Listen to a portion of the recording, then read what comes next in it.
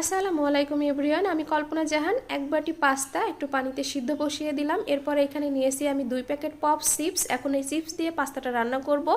এরপর আমি সিদ্ধ পাস্তাগুলো একটু উঠিয়ে নিলাম, তারপর একটু তেল দিয়ে রাখলাম যাতে ছাড়িয়ে থাকে। এরপর দিয়ে দিলাম একটা প্যানে কিছু রসুন কুচি, কিছু পেঁয়াজ কুচি। এখন এগুলো একটু ভেজে নেব। এরপর এর ভিতরে দিয়ে দিচ্ছি পাস্তা সিদ্ধ করে রাখা 1 কাপ পানি, যে পানিটা দিয়ে আর কি পাস্তা সিদ্ধ করেছিলাম। এরপর আমি দিয়ে দিচ্ছি 2 প্যাকেট চিপস। এরপর আমি একটু মেল্ট হয়ে আসা পর্যন্ত ওয়েট করব লো হিটে রেখে। এরপর এর ভিতরে দিয়ে দিচ্ছি আমি 1 চামচ টমেটো সস, তারপরে দিয়ে দিচ্ছি 1 চামচ শুকনো মরিচ গুঁড়া, দিয়ে দিচ্ছি হাফ চামচ গোলমরিচ গুঁড়া। এরপর আবারও একটু নেড়ে নেড়ে নিব। এরপর আমি দিয়ে দিচ্ছি 1 চামচ পাস্তা মশলা।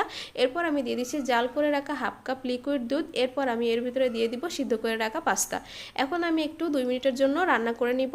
এরপর দিয়ে দিচ্ছি হাফ চামচ লবণ সব শেষে।